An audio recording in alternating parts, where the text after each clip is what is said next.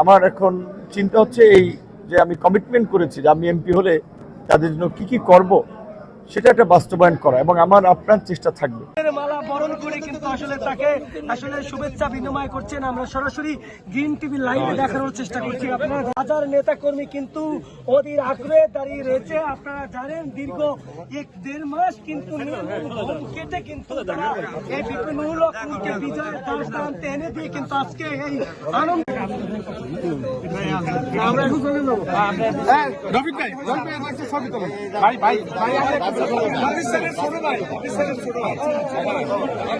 আমার যে কমিটমেন্ট এবং অঙ্গীকার ছিল দল মতের ঊর্ধ্বে উঠে রাজনৈতিক এবং সামাজিক ঐক্য প্রতিষ্ঠার মাধ্যমে এই জনপদের অসহায় মানুষের পাশে দাঁড়ানো, এই জনপদের উন্নয়ন করা।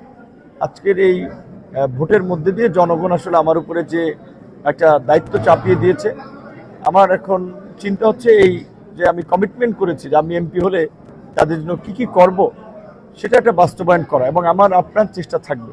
এই বিজয়ে বিশেষ করে আমি মনে করি যে এখানকার সাধারণ মানুষের বিজয়, তারা তাদের সন্তানের মতো ছেলে মনে করে আসলে দলমত নির্বিশেষে ভোট দিয়েছে এবং এই অঞ্চলের মানুষের যে শান্তি এবং সম্প্রীতির প্রত্যাশা, সেই জায়গা থেকে তারা আমাকে ভোট দিয়েছে।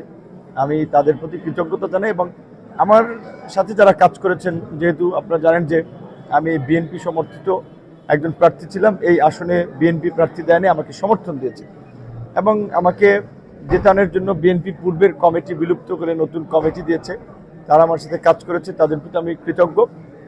এবং বিএনপি, গণ অধিকার পরিষদ, অন্যান্য রাজনৈতিক দল, বিশিষ্ট ব্যক্তিবর্গ, তাদেরকে নিয়েই আমরা গলাচিপার দশপিনার এই জনপদের শান্তি এবং সমৃদ্ধি আমরা প্রতিষ্ঠা করব।